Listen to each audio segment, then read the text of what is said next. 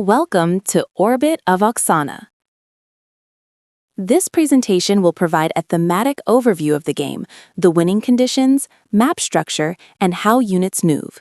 We'll then look at the initial setup and go through the round sequence. There's quite a bit to unbox here. I'm sorry, a human made me make that joke. But here you will learn everything you need to know. Let's dive in. Here we see the layout of the board. Players represent future superpowers from Earth, fighting for dominance in a newly discovered solar system, which is of course very silly, but there's humanity for you. The fighting takes place across 3 planets, Drazeth, Echeron, and Velraid, all orbiting the star Oxana. There's 1 map per planet and 1 macro map of the system called the solar map. We'll turn our eyes here first.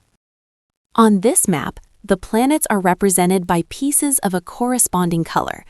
As the game progresses, planets and everything else on the solar map will rotate counterclockwise.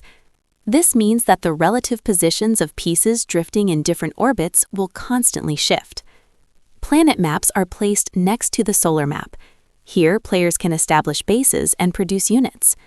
Each planet has unique environmental threats, such as volcanic eruptions, monster infestations, and violent storms. Finally, each player has a player interface.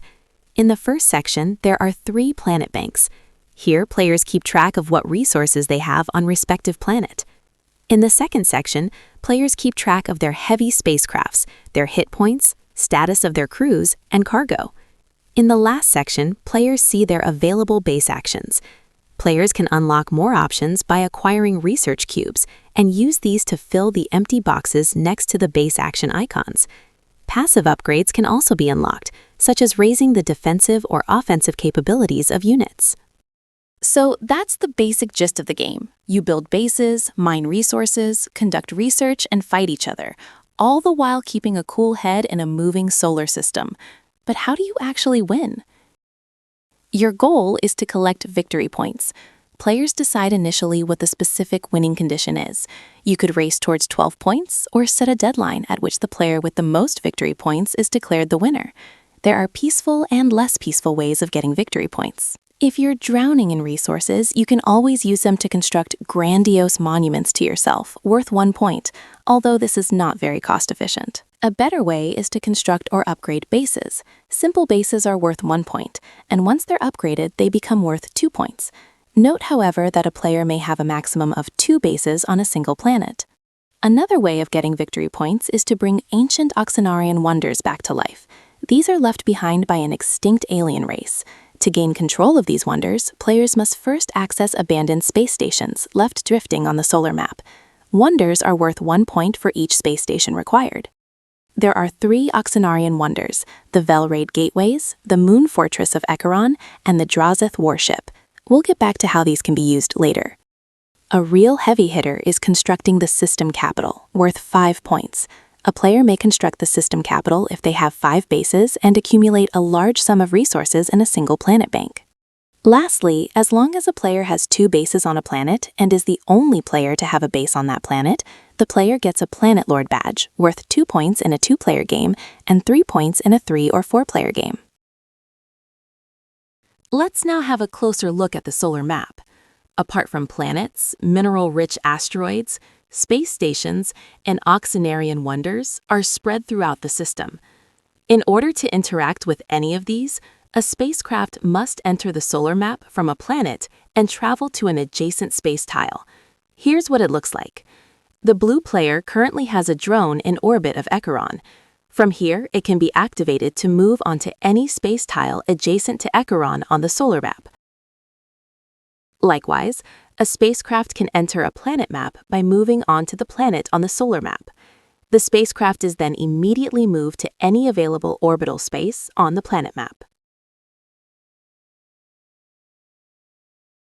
Planets are modeled after icosahedrons, or 20-sided dice that you probably know from D&D or Magic the Gathering. This is a darling of the designer that just won't die. Error message. This is a really cool concept that allows players to move around the surfaces as if they were round. The big tiles are the faces of the die, ergo, there are 20 faces. Here you will find minerals that can be mined by worker units. These tiles are also the targets of environmental effects, which are randomized by rolling a d20 of the planet's color. The edges between faces are marked by yellow squares. Military units use these positions and can move between them by crossing one of the faces. The vertices, or points, of the die are marked by white pentagons. Bases are constructed on these tiles. Additionally, each vertex has a corresponding hypervertex that can host spacecrafts orbiting the planet. These tiles are, so to speak, hyperjacent to their vertices, as well as to their surrounding edges and faces. Now, you might wonder about the grayed out areas at the far ends of the map. These are visual aids that show tiles that are actually found on the horizontally opposite side of the map. If a unit would enter or affect a grayed out tile, it enters or affects the real tile on the opposite side. Let's now have a look at the units at your disposal. Bases aside, there are 6 kinds of units. Workers, Marines, and drones are represented by flat tokens, while artillery tanks, transporters, and dreadnoughts are represented by miniatures. Let's plop down a base and begin to explore how pieces are activated and what they can do. You'll notice how the base has a little cube that rests in a slot. This is called a status cube that indicates whether the piece has been activated this round or not. We'll here introduce the status tracker. This is a global tracker relevant to all players at all times. Because the status tracker has its red side up, we know that our base has activation ready status. Let's now say there's a juicy mineral right next to our base. Naturally, we want to mine it, so we'll activate our base to produce a worker. To do this, we flip the cube so that it has its yellow side up and choose an available base action from our interface. The first action in the left column says that we can produce either a worker or a marine. The action has a filled box next to it, which means that the action is available to us. We can place the worker on any adjacent face. It enters with active status, which currently means red side up. We may now activate the worker and pick up the mineral it stands on. If there had been 3 or more minerals on the face, we'd get to pick up 2 minerals instead. The mineral is placed in the appropriate planet bank, in our case, the Velrate bank. Now we're in a position where all our pieces are spent. Whenever this is true for all players, the game enters a cleanup phase in preparation for the next round. In this phase, the status tracker is flipped so that yellow now means active status. This efficiently resets all units and bases across the board, which is actually a quite clever mechanic if you ask me, although I'm just some random AI chick, so what do I know? Anyway, what we just saw from the worker was its mine action, but the worker can be activated in several ways. The move action says that the worker moves across an edge to an adjacent face. This is possible as long as a hostile unit is not blocking the path. The construct base action says that the worker constructs a new base on an adjacent vertex. The asterisk on the action icon implies a cost, which in this case is 6 minerals, which must be available in the specific planet bank. Note that minerals come in 3 different colors, depending on the planet. If a player is able to transfer 1 mineral of each kind to the same planet bank, they are automatically combined into an alloy worth 6 minerals. The worker may also upgrade an adjacent simple base to an advanced base. Advanced bases have 2 status cubes instead of just 1, and worth an additional victory point. Upgrading a base costs 2 alloys or 12 minerals.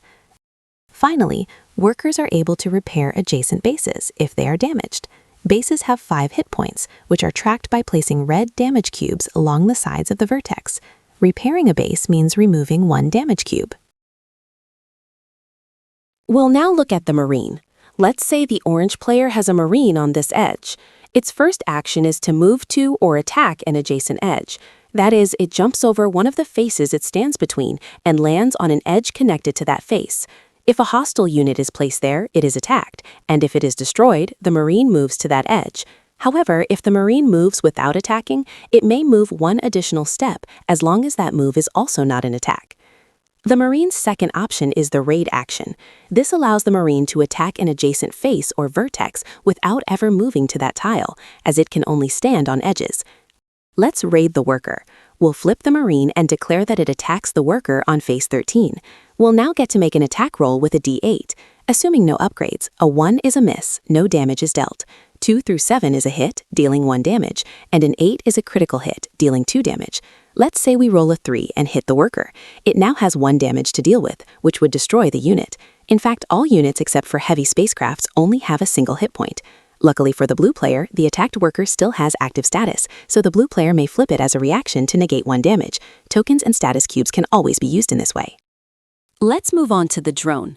A unique feature of the drone is that it is able to move between orbital or space tiles and edges on planet surfaces. Seeing that it now stands above vertex 9, it is able to move to or attack any edge surrounding it. It could, for example, attack the orange marine, which is currently spent and thus extremely vulnerable. A normal hit would force its destruction. From its orbital position, the drone is adjacent to these orbital tiles as well, and of course, any space tile adjacent to Velraid on the solar map. Note the 3 different move patterns on the action icon. The top one says that the drone jumps 2 steps directly, but the arrow is green, which means that it cannot be an attack. The second pattern is a single red arrow, which means that it moves 2 or attacks 1 step. The third pattern is a green arrow followed by a red arrow, which means that it moves 1 step without attacking and then moves 2 or attacks an additional step. This makes the drone very versatile in terms of movement, but note that it lacks any raid action. It cannot attack vertices or faces, and therefore not bases or workers. Another unique feature of the drone is that it can access space stations and Oxanarian wonders. If the drone attacks such a piece from a space tile on the solar map, the attack is converted to an access action. In the case of space stations, you then remove it from the board and replace it with a space station of your own color. For every space station you control at the end of a round, you gain 1 additional free research cube to unlock more base actions and upgrades. In the case of wonders, accessing them makes you gain a card displaying their abilities and how many victory points they are worth. Beware that other players may steal your space stations as well as wonders by accessing them themselves. Let's now look at the artillery tank. Its first action is straightforward by now. It moves 1 step to another edge which cannot be an attack. Its second option has a bit more going on. This is a bombardment action, which is very similar to the Marine's raid action.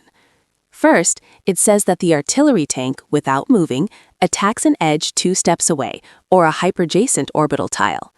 Because it stands between vertex 5 and 11, it is able to bombard these vertices hyperpositions.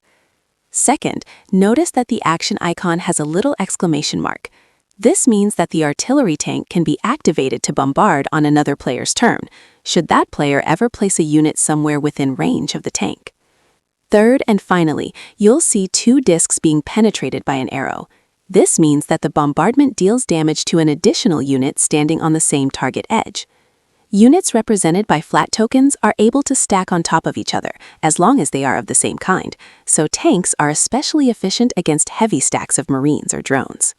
The last option of the artillery tank is the siege action. It says that the artillery tank strikes a vertex on the far side of any of the 2 faces the tank stands between. The +1 on the action icon means that you add 1 to your attack roll. If the roll exceeds 8, it counts as a regular critical hit. Now it's time to introduce the heavy spacecrafts, starting with the transporter.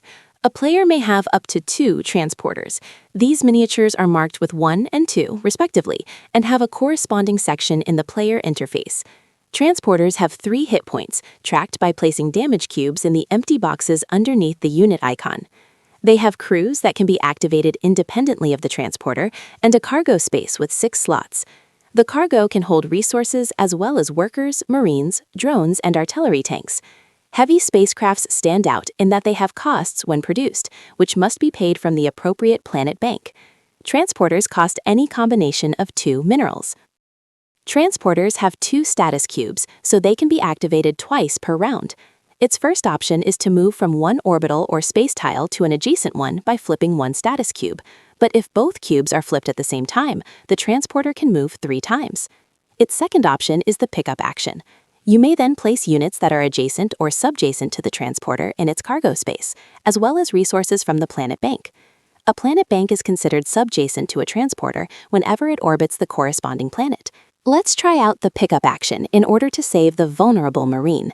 We'll also pick up a mineral from the planet bank, as we might want to transport it to another planet. The mineral shown in the example was mined by the blue player, but we'll pretend the orange player had one of their own. There is no limit to how many things the transporter can pick up when activated, as long as there is space left in its cargo. Finally, the unload action works just the other way around. The transporter moves stuff from its cargo onto available tiles or banks. The only difference is that a maximum of 3 units may be unloaded at the same time. Note that since drones are right at home on orbital or space tiles, they can be activated straight from the cargo space of a transporter. Now, remember that the transporter also has a crew on board. The crew can be activated to repair 1 damage from the transporter. The crew is also able to construct or upgrade bases, just like the worker, but on a subjacent vertex. The crew can use resources from both the cargo space and the subjacent planet bank. The crew's key function, however, is to mine asteroids. We'll have to enter the solar map to show how this is done. We'll activate the transporter to move it onto the solar map, anywhere next to Velraid. From here, we'll activate the crew to mine the adjacent green asteroid. Asteroids initially consist of 2 asteroid resources stacked on one another. You pick up one of them and move it into the cargo space of the transporter. An asteroid resource takes up 2 slots, but it is also worth 2 minerals. Note, if you at some point want to spend 1 mineral worth of the asteroid resource, place a damage cube on top of it to indicate that it has half its worth remaining. We've now come to the last unit, the Dreadnought. The Dreadnought costs 8 minerals to produce and can be a true menace to your opponents. It has 5 hit points and can be activated twice per round. Its first option is to move to or attack an adjacent tile. Its second option is a bombard action. It can bombard adjacent orbital or space tiles, as well as 1 further step away. It can also bombard subjacent edges. Dreadnought crews are quite mean themselves. They can be activated to repair 1 damage from the Dreadnought, and their second option is to raid a subjacent face or vertex. If they hit their target, it is an automatic critical hit, dealing 2 damage. That concludes the unit movements. Each player is given one of these cheat sheets as a quick reference. We'll now quickly run through the base actions and upgrades as well. We've already seen the Produce Worker or Marine action. This action is available from the get-go, as well as the Research action, found at the top of the right column. This action gives you a research cube that is immediately placed somewhere in the tech tree. These 4 options are equally straightforward. You gain 1 unit of the corresponding icon that is placed on any available tile next to the base. Note that the transporter must be researched before the Dreadnought. This action is called Mass Production, requiring 3 research cubes. This allows you to gain any combination of 2 workers or marines. Next, there's the Send action. This allows you to transfer resources from the planet bank to another planet bank. This is only possible if the receiving planet is within 3 space tiles from the sending planet on the solar map. Once this ability is researched, you can unlock the Produce Relay Outpost action. This allows you to put down a relay outpost up to 3 space tiles away from the planet, and whenever you would reach a relay outpost with a send action, the relay outpost extends that send action by another 3 space tiles. Then we have the upgrades, which are passive effects. Upgrading offense means that you increase the probability distribution of critical hits by 1 step whenever you attack. Upgrading it once means that you crit on an 8 or 7, and upgrading it twice means that you also crit on a 6. Upgrading defense, likewise, means that you increase the probability distribution of misses by 1 step whenever you are attacked. Upgrading it once means that opponents miss you on a 1 or 2, and upgrading it twice means they also miss you on a 3. The proxy placement upgrade gives you the option of placing newly produced units on or next to relay outposts within 3 space tiles from the planet on the solar map. If you're sneaky enough to place a relay outpost in orbit of a planet, newly produced units can be placed on subjacent tiles. As with the send action, connected relay outposts lets you extend the reach of proxy placement to other relay outposts within 3 space tiles. To conclude the base actions and upgrades, also note the option of bonus production. Anytime you make a base action, you're allowed to spend 1 mineral to produce a worker, marine, drone, or artillery tank. Units produced in this way enter the board spent, so you won't be able to activate them until the next round. We'll now go through the setup of the game and look at a round sequence. First, place the planets so that they stand on their capital letter marked on the solar map. Place the 12 asteroids on these positions. Place the space stations and wonders here. Note that the Echaron Moon Fortress and one of the Velraid gateways are placed on their respective planet map. Place the status tracker and distribute 2 minerals on each face of the planets, yellow on Drazeth, green on Echaron, and blue on Velraid. Give a first player badge to the player who last had their birthday. Players then take turns placing bases anywhere on vertices marked by a black star, going in clockwise order. Then place an additional base, starting with the last player and going counterclockwise. At this stage, players cannot place both their bases on the same planet. You're now ready to play. The round sequence has 4 phases. First, you roll planet events, although you ignore this phase until round 4. You'll know what round it is by looking at the planet Velraid on the solar map. At the start of round 4, Velraid will stand here. We'll get right back to planet events after going through the round sequence. Players then take turns activating their pieces. A player may activate 1, 2, or 3 pieces before passing the turn to the next player, going clockwise. When everything has been activated, this phase ends. At the third phase, planet events are resolved and players gain rewards in the form of research cubes. This reward is 1 research cube plus the number of space stations they own. In the last phase, the orbits on the solar map are rotated 4 steps counterclockwise. All pieces on the solar map stand on transparent circles that can be moved independently, making the operation take but a few seconds, regardless of how many pieces are in play. The status tracker is now flipped, and the first player badge is passed to the next player. Now, what about those planet events? Planet events are generated by rolling a d20 for each planet, 1 orange, 1 green, and 1 blue die. All rolls have in common that they regenerate minerals that have been mined and used. If there are at least 4 minerals of a kind in the game bank, 1 mineral is placed on the face equal to the result of the die and on adjacent faces. That means you can get lucky, but the event has a correlated risk. On Drazeth, the die result also triggers an impending volcanic eruption. A damage cube is placed on the face to indicate this. When events are later resolved in Phase 3, the eruption deals 1 damage to all pieces standing on the face and its surrounding edges and vertices. There are also rare events that are triggered any time a die shows 1 through 5. In Drazeth's case, if the green die shows 1 through 5, a volcanic worm strikes the face equal to the result of the blue die. The volcanic worm eats all minerals and pieces standing on this face and deal 1 damage to all surrounding bases. Remove the worm when events are resolved. On Echaron, the normal event spawns a monster on the face equal to the die. This monster traps any worker standing there and blocks other workers from entering the face. Monsters are not removed during the resolve event stage, but remain until successfully attacked by a player. If there already is a monster on the face of the rolled die, the monster deals 1 damage to all surrounding edges. Echaron's rare event is triggered by the blue die showing 1 through 5. This event causes all monsters currently on Echaron to deal 1 damage to surrounding edges. Finally, on Velraid, the normal event creates a storm on the face equal to the result of the die. Storms cause all units on the face and on surrounding edges to be spent, i.e. unable to be activated during the round.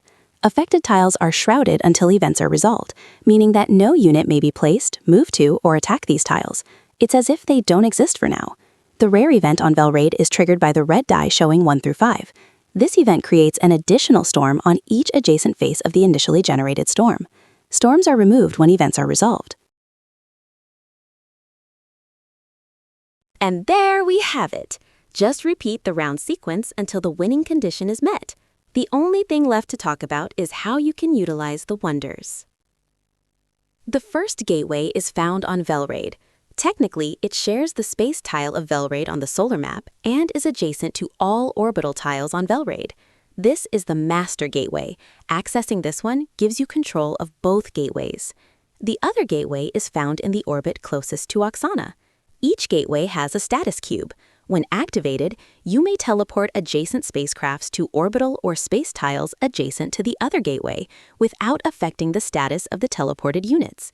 This can be of great value to a player that is primarily established on Velraid, as that planet is found in the outskirts of the system. The Moon Fortress of Echaron, like the Master Gateway on Velraid, shares the space tile of Echaron on the solar map. This wonder has one status cube, and when activated, may bombard any tile on Echaron or an adjacent space tile. The Moon Fortress fires twice and can choose different targets.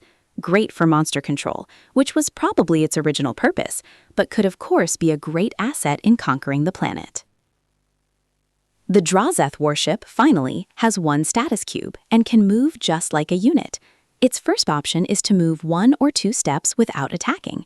Its second option is to rearrange the positions of all friendly spacecrafts adjacent to the warship without affecting their status. Its third option is a bombardment action that reaches 1 or 2 steps on orbital or space tiles, or a subjacent edge, face, or vertex. It fires twice and may choose different targets. And that really is all of it. You now know everything you need to know to play Orbit of Oxana. Good luck and have fun!